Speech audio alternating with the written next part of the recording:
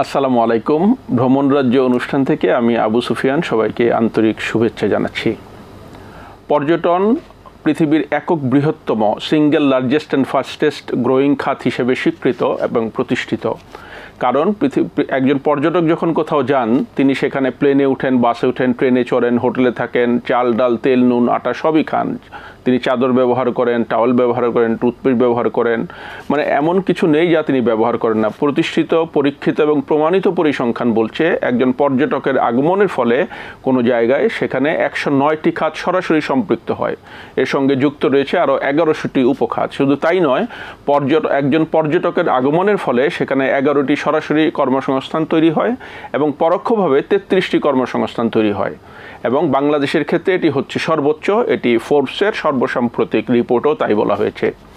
এবং তার চাইতেও গুরুত্বপূর্ণ সেটি হচ্ছে যে পোস্ট কোভিড পৃথিবীতে যে 12টি দেশকে বলা হচ্ছে পর্যটনে সবচেয়ে সফলতা লাভ করবে, তার মধ্যে বাংলাদেশ একটি। এখন বাংলাদেশ গত 50 বছরে পর্যটনে যে জায়গায় থাকবার কথা সেই জায়গায় এখনও পৌঁছতে পারেনি, কিন্তু এই যে নতুন সম্ভাবনা তৈরি হয়েছে, এই সম্ভাবনা যেন আমরা কাজে লাগাতে পারি সেই জন্যই আজকে আমরা এই আয়োজন করেছি। এবং সেই আয়োজনে আজকে আমরা স্টুডিওতে 2 জন বিশিষ্ট ব্যক্তিকে আমন্ত্রণ জানিয়েছি।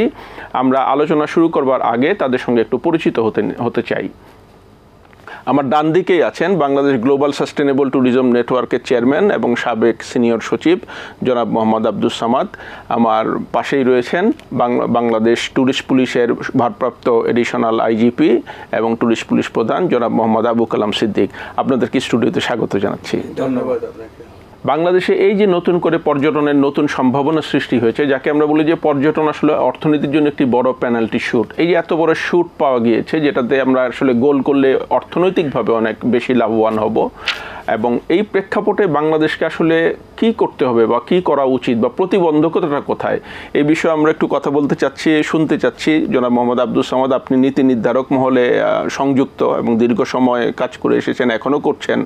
এই ব্যাপারে আপনার একটা মতামত। আপনাকে ধন্যবাদ। প্রথমে হচ্ছে যে কথাটি আপনিও উপস্থাপনায় বলেছেন এবং আমরা বাংলাদেশের মানুষ হিসেবে জানি যে বাংলাদেশ একটা অপরূপ নৈসর্গের দেশ, অসাধারণ প্রাকৃতিক সৌন্দর্যের দেশ। বাংলাদেশে নদী, হাওর, সমুদ্র, নদীমাতৃক দেশের সমস্ত উপাদান উপস্থিত। আরেক দিকে হচ্ছে সুন্দরবন, আরেক দিক দিয়ে হচ্ছে লংগেস্ট সি বিচ আমাদের কক্সবাজারে, এবং অনেকগুলো সি বিচ আছে। শুধু কক্সবাজার নিয়েই আমরা চিন্তা করি, কিন্তু আমাদের অনেকগুলো সি বিচ আছে যেগুলো প্রত্যেকটাই আকর্ষণীয়। তাছাড়া আরেক দিকে হচ্ছে যে আমাদের পাহাড়ি জনপদ, সেটা হচ্ছে হিলট্যাক্স এলাকা, খাসিয়া পাহাড়, গারো পাহাড়। আরেকটা হচ্ছে হাওর এলাকা, বিস্তীর্ণ হাওর এলাকা, যেটাকে আমরা কাশ্মীরের মতো সাজাইতে পারি। আরেকটা হচ্ছে বরেন্দ্র অঞ্চল, যেখানে আমাদের ইতিহাস, ঐতিহ্য, প্রত্নতত্ত্ব, নৃতাত্ত্বিক উপাদানগুলো রয়েছে। আরেকটা হচ্ছে সমভূমি, যে সমতটীয় যেসব অঞ্চল। এছাড়া বাংলাদেশে ধরেন নৃতাত্ত্বিক জনগোষ্ঠী অনেক রয়েছে এবং উৎসবের দেশ। এখন পর্যটনের যে সম্ভাবনা, অসীম সম্ভাবনা। এখন যে বিষয়টি দরকার, একটা হচ্ছে যে সমন্বয়। আরেকটি বিষয় হচ্ছে গুরুত্বপূর্ণ, যে বিদেশি ট্যুরিস্ট বা আমাদের দেশের ট্যুরিস্টেই যেখানে যাবে, মানুষকে ট্যুরিস্ট ফ্রেন্ডলি হতে হয়, সচেতন বাড়াইতে হয়, সচেতনতা। এবং আরেকটা বিষয় হচ্ছে যে আমাদের হোটেল, মোটেল, আমাদের খুব স্ট্রং হসপিটালিটি। এই যে এই কস্টগুলো একটু কমানো দরকার। আরেকটা হচ্ছে যে কিছু স্বল্পমেয়াদী পরিকল্পনা, মধ্যমেয়াদী পরিকল্পনা। আপনি জানেন যে শ্রীলঙ্কায় কি ঘটেছে। শ্রীলঙ্কায় আমরা দেখলাম যে তাদের রিজার্ভ কমে গেল, একদিনের তেল কেনার পয়সা রিজার্ভ আছে, এবং তার প্রেক্ষিতে শ্রীলঙ্কা বিক্ষুব্ধ। তারা শ্রীলঙ্কার রাষ্ট্রপতির বাড়ি দখল করে ফেললো, রাষ্ট্রপতিকে পালিয়ে যেতে হলো, ডলার সংকট। এবং সেখানে কিভাবে তাদের উত্থানটা হইল, যে নন্দলাল বিক্রম সিং, সেন্ট্রাল ব্যাংকের গভর্নর, তারা একটা প্যাকেজ করলো যে এই এত ডলার 1 মাস বা 2 মাস ট্যুরিস্টরা আসবে, থাকবে, খাবে, ঘুরবে, এবং শত শত লক্ষ লক্ষ ট্যুরিস্ট আসলো, এবং এটা ডাইরেক্ট আপনি ডলার দিতেছেন এবং 70% রেভিনিউ জেনারেট করতেছে, এবং তাদের অর্থনীতি কিন্তু আবার রিভাইভ হয়ে গেল। তারা এখন ট্যুরিস্টে তাদের দেশ উপচায় পড়ছে, তারা ম্যানেজ করতে পারছে না। এখন এই যে মনে করেন আমরা সেই ধরনের একটা প্যাকেজ করতে পারতাম, ধরেন সামনে আমাদের শীতের সিজন আসতেছে, যে আমাদের ডিসেম্বর, জানুয়ারি, নভেম্বর, মার্চ পর্যন্ত যে আপনি 2 মাস বা 3 মাস এখানে থাকবেন বাংলাদেশে, এত ডলার আমরা একটা হিসাব করে যে এত ডলার দিবেন, আপনার থাকা খাওয়া সব আমরা অ্যারেঞ্জ করবো। খুবই চমৎকার একটি ধারণা আপনি উপস্থাপন করেছেন। আমি আবার আপনার কাছে ফিরে আসব। তো আমি এই যে উনি একটি চমৎকার কথা বলেছেন বিদেশি পর্যটকদের আনার ব্যাপারে, আসলে ট্যুরিস্ট পুলিশকে সারা পৃথিবীতে বলা হয় অ্যাম্বাসেডর অফ ট্যুরিজম। এটা বলার একটি কারণ হচ্ছে দেশভেদে পর্যটন 11 থেকে 13টি মন্ত্রণালয়ের সাথে যুক্ত। বাংলাদেশে এখানে হচ্ছে 23টি মন্ত্রণালয়, 55টি বিভাগ, 78টি প্রতিষ্ঠান যুক্ত, এবং প্রত্যেকটি প্রতিষ্ঠানকে ফিল্ডে রিপ্রেজেন্ট করে ট্যুরিস্ট পুলিশ। তো এই যে এমন একটি গুরুত্বপূর্ণ জায়গায় বাংলাদেশ ট্যুরিস্ট পুলিশ রয়েছে এবং সেখানকার ভারপ্রাপ্ত প্রধান হিসাবে আপনি আছেন, আপনার মধ্যে অনেকগুলো ভালো ভালো কাজ করেছেন।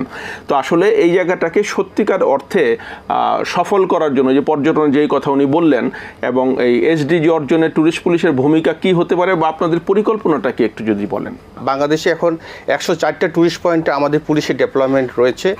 আমার due to shortage of the manpower, আমাদের সীমিত এই আমরা প্রায় 1300 ট্যুরিস্ট পুলিশের সদস্য আমরা সারা বাংলাদেশে কাজ করতেছি, এবং এটা সক্ষমতা যদি বৃদ্ধি পায় তাহলে অদূর ভবিষ্যতে বাংলাদেশের ট্যুরিজম সেক্টর ফ্লোরিশ হবে। আমার কাছে এটার পোটেনশিয়ালিটি এবং এদের নিরাপত্তা, এবং আমরা চাই যে বিদেশি ট্যুরিস্টকে আকৃষ্ট করার জন্য এক্সক্লুসিভ কিছু জোন হবে। বিটিভির আমরা বাংলাদেশ ট্যুরিজম বোর্ডের সঙ্গে কথা বলেছি, এবং তারা বলেছে যে যদি আমার পর্যটকের জন্য, বিদেশি পর্যটকের জন্য যদি আমরা এক্সক্লুসিভ জোন করতে পারি তাহলে আমরা তাদেরকে আকৃষ্ট করতে পারবো। এবং আপনি শরীর খুশি হবেন যে গত আমাদের ঈদে ফেস্টিভ্যাল, পয়লা বৈশাখ এবং আমাদের ঈদে প্রায় 2.5 লাখের উপরে ট্যুরিস্ট কিন্তু আপনাদের কক্সবাজারে অবস্থান করেছে। অন্যান্য ট্যুরিস্ট পয়েন্টগুলোতে বাদই দিলাম আমরা, সেন্ট মার্টিন, তারপর আপনার কক্সবাজার, তারপর জাফলং, তারপর পতেঙ্গা, তারপর এদিকে সুন্দরবন, প্রচুর পরিমাণে ডোমেস্টিক ট্যুরিস্ট কিন্তু বাংলাদেশে কিন্তু এখন কিন্তু বিচরণ করতেছে। দেখেন, এটা একটা সম্ভাবনাময় খাত। এই খাতে যদি আমরা কিন্তু মাননীয় প্রধানমন্ত্রী আমাদেরকে বলেছেন যে এটা একটা ইনভেস্টমেন্ট খাত। এই যে ট্যুরিস্ট পুলিশ নিয়োগ করার পরেই আমাদের প্রচুর পরিমাণে মানুষ আস্থা ফিরে আসছে। আজকে কিন্তু আমি যখন স্টুডেন্ট লাইফে আমি যখন কক্সবাজারে গিয়েছি, ঢাকা ইউনিভার্সিটিতে গিয়েছিলাম, আমরা সেন্ট মার্টিনে গিয়েছিলাম, তখন কিন্তু সন্ধ্যার পরে কিন্তু আমরা বের হইতে পারতাম না। এখন দেখেন মানুষ কিন্তু 24 ঘন্টা কিন্তু ট্যুরিস্ট পয়েন্টে ঘুরে বেড়াচ্ছে। এবং আপনি শুনে খুশি হবেন যে আমি কয়েকটা ট্যুরিস্ট পয়েন্টে আমরা নিরাপত্তার চাদরে ঢেকে দিয়েছি। আমরা কক্সবাজারে, তারপর পতেঙ্গা সি বিচে, কুয়াকাটাতে আমরা কিন্তু সিসিটিভি মনিটরিং সিস্টেম চালু করেছি, যাতে করে আমরা হেড অফিসে বসেই বড় বড় ফেস্টিভ্যাল যখন হয়, যখন আপনার ঈদ কোনো পার্বণ হয় বা পয়লা বৈশাখের প্রোগ্রাম, প্রচুর পরিমাণে ট্যুরিস্টে কিন্তু ট্যুরিস্ট পয়েন্টে যায়। এবং অনেকগুলো আমাদের এখন ট্যুরিস্ট পয়েন্ট রয়েছে, কিন্তু due to shortage of the manpower আমরা কিন্তু পার্কিচরের কথা আপনি শুনেছেন, খুব সুন্দর একটা জায়গা, এবং অন্য জাফলংয়ে প্রচুর পরিমাণে ট্যুরিস্ট যায়। কিন্তু আমরা চাচ্ছি যে পর্যায়ক্রমে কিন্তু আমরা এবার কিন্তু আমি কিছু ট্যুরিস্ট স্পটে কিন্তু আমি ডেভেলপমেন্ট দিয়েছি, এবং অদূর ভবিষ্যতে কিন্তু আমরা এটা যদি এক্সপান্ড করতে পারি, এটার পোটেনশিয়ালিটি যদি বাড়াতে পারি, জনগণের কাছে যদি আমরা আস্থা আনতে পারি, ট্যুরিস্ট পুলিশ কিন্তু আমাদের শুধু অনলি ফর দি এই ট্যুরিস্ট পুলিশ কিন্তু একটা ভিন্ন ধরনের পুলিশ। এখানে কিন্তু আমাদের ওয়েলকামিং অ্যাটিটিউড থাকতে হবে। এবং মাননীয় প্রধানমন্ত্রী কিন্তু আমাদের কক্সবাজার ট্রেন চালু করার পরে প্রচুর পরিমাণে ট্যুরিস্টরা কিন্তু আপনাদের কক্সবাজারে যাচ্ছে। এতে কিন্তু আমাদের রেভিনিউ কিন্তু কিছুক্ষণ আগে আপনি বললেন, প্রতিটি স্টেক হোল্ডারে কিন্তু আপনাদের একটা দায়িত্ব কর্তব্য রয়েছে। এবং আমি কক্সবাজারে তাদেরকে বলেছি, স্টেক হোল্ডারের মিটিং, সিরিজ আকারে মিটিং করেছি, করে বলতেছি যে আপনারা আপনাদের যারা ট্যুরিস্ট আসবে আপনাদের অতিথি, এদেরকে এন্টারটেনমেন্ট করবেন। আপনি যদি এদেরকে এন্টারটেনমেন্ট করেন তাহলে কিন্তু আমাদের ট্যুরিজম সেক্টরটা বিকশিত হবে। আপনি আজকে হোটেল ভাড়া যদি 10,000 টাকা ভাড়া যদি 20,000 টাকা নেন, তারা কিন্তু আপনাদের ফার্স্ট টাইম আসবে, সেকেন্ড টাইম কিন্তু আসবে না। বাংলাদেশ এমন একটা দেশ, এখানে কিন্তু প্রাকৃতিক সৌন্দর্যে ভরপুর বাংলাদেষ, এখানে ষড়ঋতুর দেশ, আমরা 6টা ঋতুকে আমরা উপভোগ করতে পারি। আমাদের বর্ষাকালের সৌন্দর্য আলাদা। আমি পাহাড়ের পার্বত্য এলাকার পুলিশ সুপার ছিলাম খাগড়াছড়িতে, ওখানে কিন্তু পাহাড়ে কিন্তু বর্ষাকালে মানুষ কিন্তু দেখতে যায়। আপনি সাজেকের সৌন্দর্য কিন্তু ওখান থেকে মেঘ দেখা যায়। আপনি আবার বান্দরবনে যাবেন, ওখানকার সৌন্দর্য অন্যরকম। আপনি পার্শ্ববর্তী দেশ মালয়েশিয়ার কথা চিন্তা করে দেখেন, আপনার তারপর থাইল্যান্ড, শ্রীলঙ্কা, তারপর শ্রীলঙ্কার কথাই তো চিন্তা করে স্যার কিছু বলে শ্রীলঙ্কা কীভাবে ইউটার্ন করলো, তাদের অর্থনৈতিক অবস্থা কিন্তু এই যে মালদ্বীপ কিন্তু ট্যুরিজমের উপরে কিন্তু নির্ভর করে। আমরা কিন্তু অপর সম্ভাবনা বাংলাদেশ রয়েছেন, আমরা যদি এটাকে এটা পোটেনশিয়ালিটি বাড়াতে চাই, এটা যদি আমরা গুরুত্ব দিতে চাই, বিকশিত করতে চাই, আমাদেরকে সবাইকে মিলেই কিন্তু আমাদেরকে এই ট্যুরিজম সেক্টরটাকে কাজ করতে হবে। তাহলে আমরা কিন্তু আমাদের একটা বড় ধরনের রেভিনিউ কিন্তু এখান থেকে আসবে আমার বিশ্বাস। এবং আমি মনে ধন্যবাদ, আমি আপনার কাছে আবার আসবো। এই পর্যায়ে আমরা একটা ছোট্ট বিরতি নিচ্ছি, বিরতির পরে আবার আমরা ফিরে আসছি। বিরতি শেষে আবার আমরা ফিরে আসলাম। আমি একটু যেতে চাই জনাব মোহাম্মদ আব্দুস সামাদ আপনার কাছে, যে আপনি একটু আগে শ্রীলঙ্কার কথা বললেন, যে শ্রীলঙ্কা তার পর্যটন দিয়েই কিন্তু আবার অর্থনীতিতে নিজেদেরকে পুনরুদ্ধার করেছে, এবং শ্রীলঙ্কার বর্তমান অবস্থা হচ্ছে প্রতিদিন সেখানে 2,60,000 ট্যুরিস্ট আসেন, এবং তারা বর্তমানে একটা ক্রাইসিস বোধ করছে, সেবা দেওয়ার লোক নাই, ফলে তারা ভিএফএসকে তাদের ভিসা সিস্টেমের আওতায় নিয়ে আসছে যেন ওভার ভিসা চার্জ করে ট্যুরিস্ট কমানো যায়। তার মানে এতই চাপ। বাংলাদেশ কিন্তু এই ক্ষেত্রে অনেক প্লাস পয়েন্ট, বাংলাদেশে 4,70,00,000 হচ্ছে ইউথ, তরুণ। তো এই যে এত ইউথ নিয়ে আমরা বসে আছি, আমরা সেই ইউথকে কাজে লাগাতে পারছি না। আমাদের এই পর্যটন খাতে কিন্তু আমাদের ব্যাপক সম্ভাবনা কাজে লাগানোর, এই ক্ষেত্রে আপনি কিছু ক্রিয়েটিভ উদ্যোগ নিয়েছেন। তো এখানে কি সরকারের কোনো দুর্বলতা আছে, যে প্ল্যানের জায়গায়, পরিকল্পনার জায়গায় বা বাস্তবায়নের জায়গায়, মানে সমস্যাটা কোথায়, হচ্ছে না কেন? সরকার চাচ্ছে যে শিক্ষার মৌলিক উন্নয়ন, শিক্ষার ধরেন আমাদের হরাইজন্টাল এক্সপানশন হয়েছে, অনেক শিক্ষা প্রতিষ্ঠান হয়েছে, কিন্তু শিক্ষার যে গুণগত মান, মৌলিক যে উন্নয়ন, সেই মৌলিক উন্নয়নটা হয় না। এটাই চ্যালেঞ্জের জায়গায়, যে আমরা আমাদের একটা ছেলে মেয়ে এসএসসি পাস করলে বা ইন্টারমিডিয়েট পাস করলে যে লেভেলে তার দক্ষতা থাকা দরকার, ইংরেজিতে যে প্রফিসিয়েন্সি থাকা দরকার, সেটা নাই, বিশ্ববিদ্যালয়ে পড়েও নাই। কারণ কি? কারণ আমার তো ইংরেজি লাগবে, আমার আইটি সেক্টরে ঢোকার জন্য লাগবে, আমার একটা ফরেন ট্যুরিস্ট হ্যান্ডেল করার জন্য লাগবে। আমি বাংলা ভাষায় অবশ্যই কথা বলবো, কিন্তু ইংরেজিও আমার দরকার হবে, অ্যারাবিকও দরকার হবে, চাইনিজ জাপানিজ জানাও দরকার হবে। আমাদের যে যুবক ছেলেমেয়েরা আছে তাদেরকে পর্যাপ্ত প্রশিক্ষণ দেওয়া একটা দরকার। সরকার গুরুত্ব দিয়েছে যে যুবকদেরকে প্রশিক্ষণ দক্ষ করে গড়ে তুলে তারা হসপিটালিটি সেক্টর, বিভিন্ন সেক্টরে, যেমন আমরাও এসডিএফ থেকে চেষ্টা করতেছি যে আমাদের 70,000 ছেলে মেয়েকে প্রশিক্ষণ দেওয়ার জন্য, যুবকদেরকে, তাদেরকে 28টা ট্রেডে দিচ্ছি। তার ভিতরে হসপিটালিটি একটা সেক্টর, কুলিনারি একটা সেক্টর। কারণ আমরা দেখতেছি যে অনেক হোটেল মোটেল হয়েছে, কিন্তু সেটার স্ট্যান্ডার্ড আরও বাড়ানো দরকার। অনেক গেস্ট গেলে, বা বাংলাদেশের বহু লোক এখন হোটেলে থেকে ঘুরছে, 2 দিনের ছুটি কাটাচ্ছে। আমরা তো জানি যে মানে আমাদের রিসার্চ একটা বিষয়, যে সারা পৃথিবীর ডিমান্ডটা কোথায়, ট্যুরিজমের ডিমান্ডটা কোথায়, একটা রিসার্চ গবেষণা আছে, বাংলাদেশেও আছে, কিন্তু সেটা আরও বেশি শক্তিশালী করা দরকার। যে মাননীয় প্রধানমন্ত্রী তিনি চেষ্টা করে যাচ্ছেন, তার একটা ভিশনারি অ্যাটিটিউড আছে যে 2041-এর ভিতরে বাংলাদেশকে একটা উন্নত জায়গায় নিয়ে যেতে চান। এখন আমার সারা পৃথিবীতে ট্যুরিজমের ডিমান্ড কত, ইয়ং ছেলে মেয়েদের কী কী পেশায় লাগবে, কী কী কাজে লাগবে, বাংলাদেশের ডিমান্ড কত, সেটা নিয়ে গবেষণা হচ্ছে, আরও বেশি গবেষণা হওয়া দরকার করে। সেইভাবে টার্গেট পপুলেশন তৈরি করতে হবে, করে বিদেশেও পাঠাইতে হবে, আমার দেশেও রেডি রাখতে হবে। আমার মনে হয় একটা ভালো ক্লু আপনার এখান থেকে পেলাম। আমরা এটা একটা চমৎকার আইডিয়া হিসেবে সুপারিশও করতে পারি। আমি আবার একটু ফিরে যাই আমি সম্মানিত ডিআইজি মহোদয়ের কাছে। আমরা আরেকটা জিনিস বলতে চাই যে ট্যুরিস্ট পুলিশ খুবই চমৎকার কাজ করছে, এবং এই যে আপনার বড় বড় ফেস্টিভ্যালগুলো যেভাবে বিশেষ করে গত ঈদে যেটা সামাল দিয়েছেন, খুবই প্রশংসনীয়।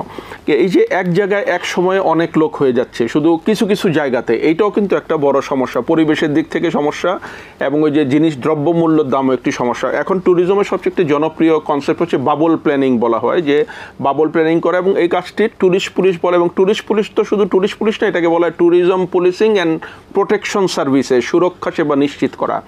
তো বাবলিং প্ল্যানটা করলে যেটা হয় যে আপনি ধরেন কোন সময়ে মানুষ সিলেট জোনে থাকবে, বা খুলনা জোনে থাকবে, বা কক্সবাজার জোনে থাকবে, মানে পুলিশের পক্ষ থেকে এই ধরনের এক ধরনের ক্যাম্পেইন বা প্রচারণা থাকবে, এই সময় এখানে ঘুরবে, এবং এটা একটা সমন্বয় করারও ব্যাপার। তো এই ধরনের কোনো বাবলিং প্ল্যান যদি করেন, সেক্ষেত্রে চাপটা যেমন কমে যাবে, আবার অর্থনীতিটাও চতুর্দিকে ছড়িয়ে যাবে। না, আপনি দেখেন আমাদের আমরা কিন্তু বছরের শুরুতেই কিন্তু জাস্ট সে মাই এক্সাম্পল, আমার পরিবারের কথাই বলি, আমরা কিন্তু বছরের প্রথমে কিন্তু উই হ্যাভ এ প্ল্যানিং যে আমি এবার সেন্ট মার্টিনে যাব, বা আমি এবার ইয়াতে যাব, সিলেটে যাব, এটা কিন্তু নির্ভর করে ট্যুরিস্টদের উপরে। কিন্তু আমরা তাদেরকে তো বাবল প্ল্যানিংটা করতে পারতেছি না, কারণ এটা তো আপনাদের স্বতন্ত্র। যেমন আপনি সারা বছরে আপনি প্ল্যানিং করতেছেন না এবার আমি জাফলংয়ে বেড়াতে যাব, কিন্তু আমাদের বাংলাদেশে কিন্তু দেখা যাচ্ছে যে সবচেয়ে ট্যুরিস্ট হাব হচ্ছে আমাদের কক্সবাজার, সেন্ট মার্টিন, কুয়াকাটা, তারপর জাফলং। এটা কিন্তু মানুষ কিন্তু সারা বছরে কিন্তু but they have a planning, যে আমি মানে বছরে কিন্তু তারা একটা প্ল্যানিং করে যে না আমি এবছর গত বছর কক্সবাজারে গিয়েছিলাম, এবার আমি একটা নতুন ট্যুরিস্ট পয়েন্টে। এই বাবলিংগুলো কিন্তু তারাই কিন্তু, এটা কিন্তু আসলে আমরা কাউকে কিন্তু এটা ইয়ে করতে পারবো না, বাধ্যবাধকতা না, মানে ক্যাম্পেইন। আমরা তো আসলে ক্যাম্পেইন তো আমরা করতেছি। দেখেন গত বছর কিন্তু আমাদের প্রায় 3 লাখ, এর আগের ফেস্টিভ্যালে কিন্তু 3 লাখ ট্যুরিস্ট এসেছিল, কিন্তু এবার আমাদের কক্সবাজারে কিন্তু 2.5 লাখ ট্যুরিস্ট গেছে। আমরা তাদেরকে সুন্দরভাবে তাদেরকে আমরা ওয়েলকামিং করেছি, তাদের নিরাপত্তা দিয়েছি, হোটেল মোটেল মালিকদের সঙ্গে আমরা কোঅর্ডিনেশন করেছি যেন ভাড়া যেন বাড়াতে না পারে, ট্যুরিস্টদের জন্য হ্যারাসমেন্ট না হয়। এটা কিন্তু বাস আমি ইমপ্লিমেন্ট করেছি, এটা আপনি নিজেও দেখেছেন। আপনি তো কয়েকদিন আগে তো সেমিনার করে আসলেন কক্সবাজার থেকে, আপনি তো কিছুদিন আগে সেমিনার করে আসলেন। ওখানে মানুষের পাবলিক পারসেপশন কিন্তু এখন ড্রাস্টিক্যালি চেঞ্জ হয়ে গেছে। যে আগে বললো যে আলুর ভর্তা দিয়ে আপনার 500 টাকার প্লেট নিত, এখন কিন্তু এই সিস্টেমটা কিন্তু আমরা নাই। কারণ আমরা ওদেরকে বলেছি দেখেন আপনি যদি গলাকাটা দাম নেন আবার সেকেন্ড টাইম কিন্তু ট্যুরিস্ট আসবে না। এখন কিন্তু তারা কিন্তু স্টেক হোল্ডাররা কিন্তু আমরা সব চানাচুর বিক্রেতা থেকে আরম্ভ করে ফটোগ্রাফার, হোটেল মোটেল মালিক সমিতি, আপনি কিছুক্ষণ আগে তো বললেন কতগুলো মানুষ এখানের সঙ্গে ইনভলভ। একটা টুথপেস্ট কথা চিন্তা করে দেখেন, মানে প্রতিটা আইটেমের সাথে কিন্তু একটা ট্যুরিস্ট পয়েন্টে কিন্তু যুক্ত থাকে। খুবই ভালো। আমরা অনুষ্ঠানের শেষ পর্যায়ে চলে এসেছি, আমরা একটু সম্মানিত জিএসটিএনবি এর চেয়ারম্যান মহোদয়ের কাছে যাব যে এই যে পর্যটনের আমাদের আরেকটি সীমাবদ্ধতা আমরা দেখি, এখানে প্রায় 23টি মন্ত্রণালয়, 55টি বিভাগ যুক্ত এবং কোথাও কোনো সমন্বয় নাই। আপনি সরকারের একেবারে শীর্ষ মহলের সঙ্গে সংযুক্ত ছিলেন এবং আছেন। তো এই সমস্যার আসলে সমাধান না হলে তো যেটা কাঙ্ক্ষিত লক্ষ্য আমাদের পর্যটনে পৌঁছানোর, সেই জায়গায় পৌঁছানো সত্যিই কঠিন হবে। তো এই সমস্যার সমাধানের উপায়টা কি? সমস্যা এক ধরনের সরকারের ভিতরে এক ধরনের সমন্বয় থাকে, কিন্তু সেই সমন্বয়টাকে অনেক স্ট্রং করা দরকার। যে মন্ত্রণালয়গুলো, ডিপার্টমেন্টগুলো এবং বেসরকারি সংস্থা হচ্ছে এবং মিডিয়া এবং পুলিশ সহ সবাইকে নিয়ে এই যে একটা সমন্বয় কমিটি থাকতে পারে, মাননীয় পর্যটন মন্ত্রী বা মাননীয় পর্যটন সচিব এরা সভাপতিত্বের যে সকল মন্ত্রণালয়, বিভাগ, পর্যটনের সাথে যারা আছে, বেসরকারি কেউ কি এরকম উদ্যোগ নিতে পারে না? কারণ সরকারি ক্ষেত্রে বেশ কঠিন এরকম উদ্যোগ নেওয়া। বেসরকারি সেক্টরও করতে পারে, তো সরকারকে নিয়ে করা, হ্যাঁ, এবং সেটার চেয়ার সরকারের মন্ত্রী বা সচিব থাকলে ভালো হয়। থাকলে থেকে এটা মাঝে মধ্যে 1 মাসে বসা, 2 মাসে বসে সমন্বয় করা কি কি সমস্যা হচ্ছে। এরকম একটা উদ্যোগ কি জিএসটিএনবি থেকে আপনি নিতে পারেন? হ্যাঁ, অবশ্যই নিতে পারি। আমি একটা প্রপোজাল থ্রো করতে পারি। তার আগে আমরা একটা লিস্ট করতে হবে যে কারা কারা ইনভলভ, কি কি সমস্যা, সেই তালিকা আমি আপনাকে সরবরাহ করলে আমরা করতে পারি। করে আমরা বলবো যে পর্যটন মন্ত্রী বা সচিবকে যে এই ধরনের একটা মানে জাতীয় পর্যায়ের সমন্বয় হতে পারে কমিটি, যারা মাঝে মধ্যে পর্যটন রিলেটেড সমস্যাগুলো এবং এটাকে আরও কীভাবে গুরুত্বপূর্ণ করা যায়, কীভাবে সার্ভিস ওরিয়েন্টেড করা যায়, কীভাবে ট্যুরিস্ট ফ্রেন্ডলি করা যায়। এবং আমাদের মানে দুঃখের জায়গাটা হচ্ছে, মনে করেন আপনি ইন্ডিয়া যান, নেপাল যান, যেখানেই যান, ট্যুরিজমের জায়গাগুলো নিট অ্যান্ড ক্লিন, সুন্দরভাবে অর্গানাইজ, সাজানো গুছানো, কিন্তু আমরা কিন্তু আমাদের জায়গাগুলোকে সাজানো গুছানো রাখতে পারছি না। একটা বড় বট গাছও যদি থাকে এটাকে সাজায় গুছায় রাখা যায়।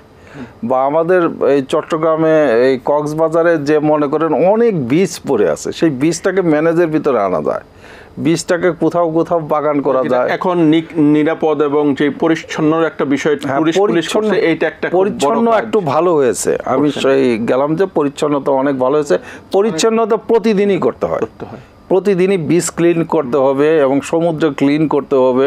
সমুদ্রের ভিতরে অনেক পলিথিন চলে গেছে। যেটা চাচ্ছি জিএসটিএনবি থেকে আপনি একটা উদ্যোগ যদি গ্রহণ করেন, সরকারের সংশ্লিষ্ট মহল, আমি আপনাকে তালিকা সরবরাহ করব। আমার মনে হয় যে এটা একটা গুরুত্বপূর্ণ কাজ। সেটা অবশ্যই করব। আরেকটা কথা আমি বলি যে প্রচার প্রসারের কথাটা বলেছেন, আমাদের ডিআইজি সাহেব বলেছেন, প্রচার প্রসার খুবই গুরুত্বপূর্ণ। যে বাংলাদেশ সম্পর্কে, বিউটিফুল বাংলাদেশ, এর যে নেগেটিভ যেন প্রচারণা না থাকে দেশে বিদেশে। আপনি লক্ষ্য করবেন যে এই ধরেন চীনের যত বিষয় সব টিকটকে পাওয়া যাচ্ছে। কিভাবে কৃষি যন্ত্রপাতি ব্যবহার হচ্ছে সব টিকটকে, লাঙ্গলের পরিবর্তে কিভাবে হচ্ছে একজন মানুষই করতে। ইভেন কি সিডলেস ম্যাঙ্গো দেখাচ্ছে যে এই ম্যাঙ্গো কোনো আম নাই, এই সিড নাই। হ্যাঁ, তো আমাদের এই যে মনে করেন এখন একটা ম্যাঙ্গো সিজন চলছে না, আমাদের একবারে সাতক্ষীরার থেকে আপনার পঞ্চগড় পর্যন্ত এই ম্যাঙ্গো ট্যুরিজম একটা হতে পারে, বিগ ট্যুরিজম। লিচি আপনার এই যে কুষ্টিয়া, ঈশ্বরদী হতে পারে, দিনাজপুরে হতে পারে। এটা প্রচার নাই সারা বিশ্বে যে ম্যাঙ্গো দেখতে আসতে।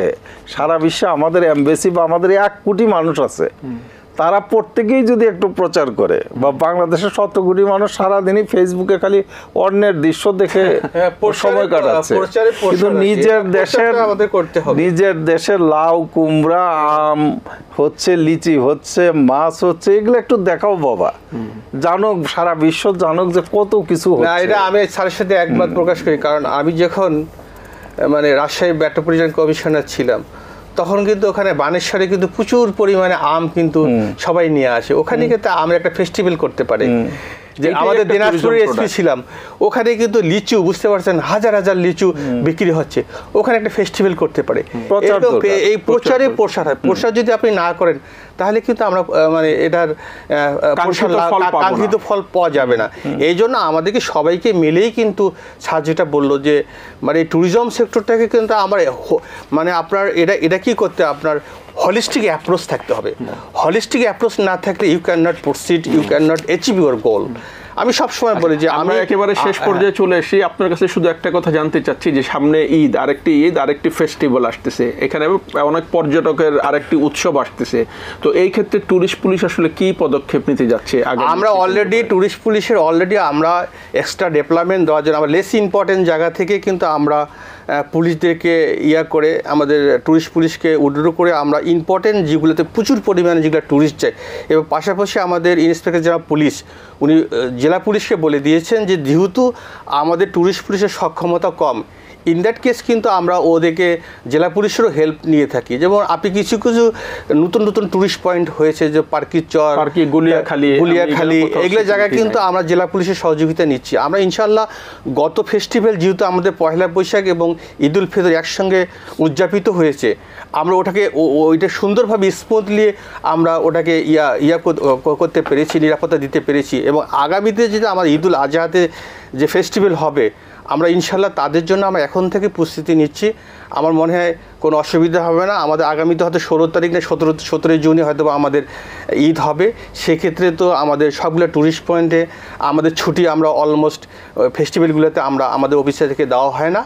আমরা বলছি যে তোমরা এই মৌসুমগুলোতে কিন্তু জনগণকে সার্ভিস, ট্যুরিস্টকে সার্ভিস দিতে হবে। আমরা এটার মেসেজ কিন্তু আমরা অগ্রিম দিয়ে দিয়েছি যে আমাদের এই সময়গুলোতে তারা ছুটি খাটে, যখন ফেস্টিভ্যাল টাইমগুলোতে আসে তখন কিন্তু তাদের ছুটি কিন্তু খুব একটা আমরা বেশি দেই না, যদি এমার্জেন্সি নয়। আমরা আশা করতে পারি আগামী ঈদ ফেস্টিভ্যাল একটা নিরাপদ ডেফিনেটলি আমরা পালন করতে পারব। অবশ্যই আমরা জনগণকে বলতে চাই যে আপনারা অবশ্যই ট্যুরিস্ট পয়েন্টগুলোতে আসবেন, আমাদের নিরাপত্তা রয়েছে। ট্যুরিস্ট পুলিশ সার্বক্ষণিক আপনাদের নিরাপত্তার জন্য আমরা নিয়োজিত রয়েছি।